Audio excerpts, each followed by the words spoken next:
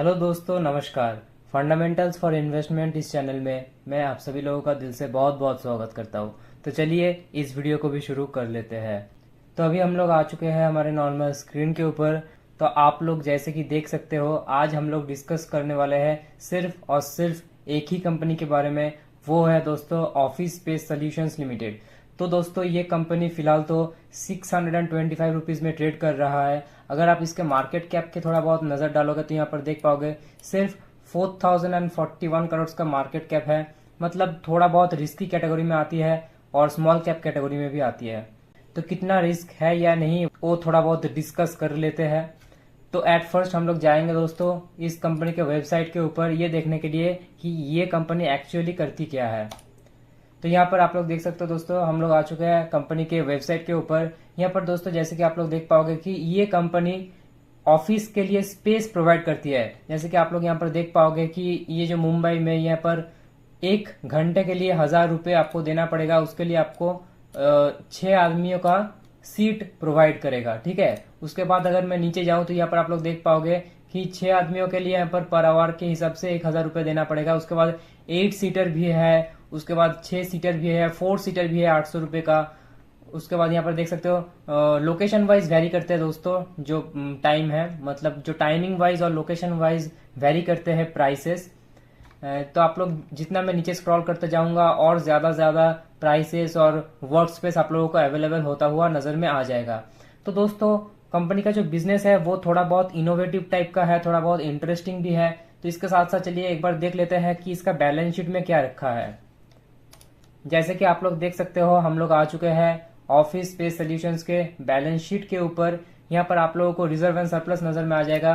Company ने पहली बार मार्च 2024 में रिजर्व एंड सरप्लस पॉजिटिव दिखाया है। उसके पहले आप लोग देख सकते हो 203 करोड़ का लॉस, उसके पहले 223 करोड़ का लॉस, उसके बाद 150 करोड़ का लॉस, उसके पहले 112 करोड़ का लॉस। फिलहाल तो 232 करोड़ का प्रॉफिट रिजर्व एंड सरप्लस में आप लोगों को देखने को मिल जाएगा। फिलहाल तो 232 करोड़ का रिजर्व एंड सरप्लस पॉजिटिव में आप लोगों को पहली बार देखने को मिल जाएगा। अगर मैं लॉन्ग टर्म बोरोइंग्स की बात करूं दोस्तों तो यहाँ पर आप लोगों को 23.27 करोड़ की लॉन्ग टर्म बोरोइंग्स देखने को मिल जाएगा। तो चलिए नेक्स्ट शॉर्ट टर्म बोरोइंग्स भी देख लेते हैं। यहाँ पर आप लोग देख पाओगे कि 8.91 करोड़ की शॉर्ट टर्म बोरोइंग्स देखने को मिल रहा है। अगर मैं नेक्स्ट पॉइंट की तरफ जाऊं दोस्तों तो वो है कैश एंड कैश इक्विवेलेंट।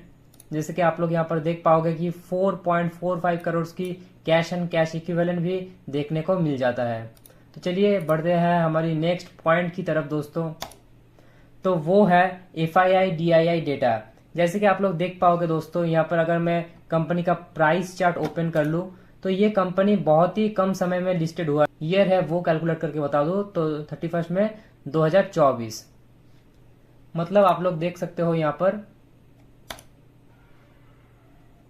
आप लोग देख सकते हो यहाँ पर 31 मई 2024 से ये कंपनी ट्रेड हो रहा है शेयर बाजार में। और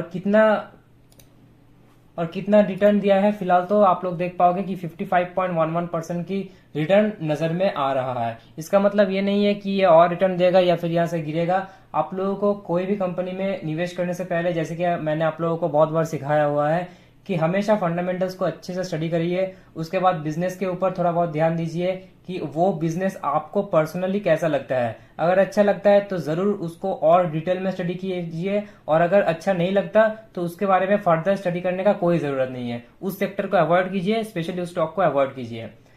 तो चलिए बढ़ते हैं हमारा नेक्स्ट टॉपिक की तरफ। वो है दोस्तों FII DII buy sell data. जैसे कि आप लोग यहाँ पर देख पाओगे कि मई 2024 में जो प्रमोटर्स होल्डिंग है वो 28.6% का था, जो FIIs है वो 7.5% का था, जो DIIs है वो 20.6% का था, और जो पब्लिक है दोस्तों बहुत ही डेंजरस लेवल पे था 43.4%। मतलब पब्लिक जितना ज्यादा होगा, मैं ये मानता हूं कि वो कंपनी में रिस्क बहुत ज्यादा होता है।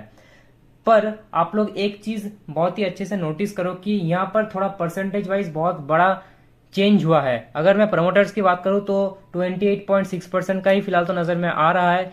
FIIs की बात करूं दोस्तों एक बहुत बड़ा जंप, मतलब 7.5% से सीधा 22.5% में आ गया। मतलब अपना हिस्सेदारी बहुत ज्यादा बढ़ाया है फाइनेंशियल इंस्टीट्यूशंस ने। अगर मैं DIIs की बात करूं तो उन लोगों ने भी 2.5% का अपना हिस्सेदारी बढ़ाया है। उसके साथ साथ अगर मैं पब्लिक की बात करूं दोस्तों तो बहुत ही अच्छी खबर है कि अपना हिस्सेदारी घटाया है, 26.4% फिलहाल तो नजर में आ रहा है।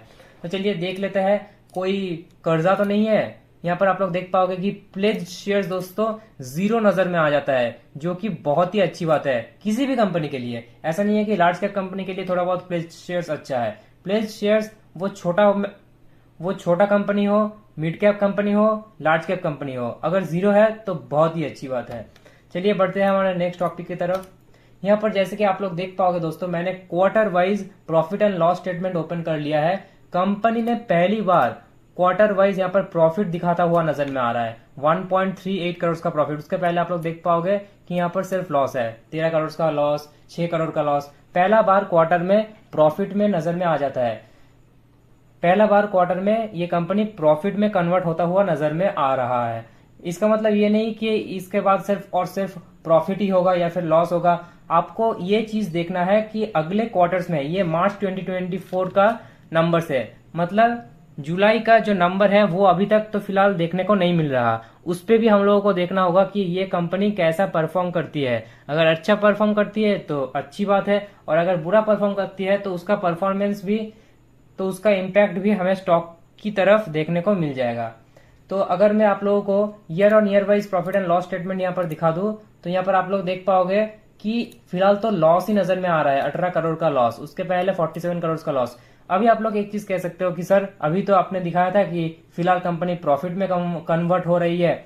वो दोस्तों क्वार्टर वाइज है, और ये मैं साल का बता रहा हूँ, या फिर आप लोग ईयर देख सकते हो 2023 2024, ठीक है। अगर मैं पीछे जाऊँ तो 57 करोड़ का लॉस, 43 करोड़ का लॉस, 68 करोड़ का लॉस, 62 करोड़ का लॉस। पर एक चीज नोटिसेबल है दोस्तों कि जो लॉस का संख्या है ना, वो थोड़ा बहुत घटता हुआ नजर में आ रहा है। मतलब कंपनी जो है वो अभी तक प्रॉफिट कुछ भी नहीं कमाया, पर जो लॉस है वो धीरे धीरे कम होता हुआ नजर में आ रहा है। जैसे कि 62 था, उसके बाद थोड़ा इंक्रीज हुआ, 68 करोड़ का लॉस हुआ।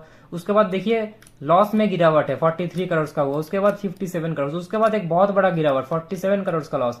उसके बाद आप लोग 2024 का डेटा तो देख ही सकते हो, मतलब 23-24 का डेटा 18 करोड़ का लॉस फिलहाल तो कंपनी में नजर में आ जाता है। तो चलिए दोस्तों, जाते जाते एक बार अमेरिका के बाजार के ऊपर भी नजर डाल लेते हैं। फिलहाल तो आप लोग देख पाओगे कि 1.64% की तेजी नजर में आ रहा है। अगर पॉइंट वाइज कैलकुलेट करें तो 634.26 पॉइंट का जो रैली है वो नजर में आ रहा है। अगर मैं इंडियन स्टॉक्स का एडीआर की बात करूं तो यहाँ पर आप लोग देख पाओगे कि इन्फोसिस जो है वो फिलहाल 1.06% की तेजी दिखा रहा है। एचडीएफसी बैंक 1% का आसपास 0.8% का तेजी दिखा रहा है। अगर मैं आईसीआईसीआई बैंक की एडीआर की बात करूं तो नियर अबाउट 0.23% का ग्रोथ नजर में आ जाता है। विप्रो तो नियर अबाउट दोस्तों 4% के आसपास, यहाँ पर आप लोग देख पाओगे 3.80% की तेजी दिखा रहा है। तो ये वीडियो आप लोगों को कैसा लगा जरूर कमेंट करके बताइएगा, और वीडियो को लाइक और सब्सक्राइब करना बिल्कुल मत भूलिएगा। तो चलिए दोस्तों, मिलते हैं नेक्स्ट वीडियो में, तब तक के लिए बाय बाय।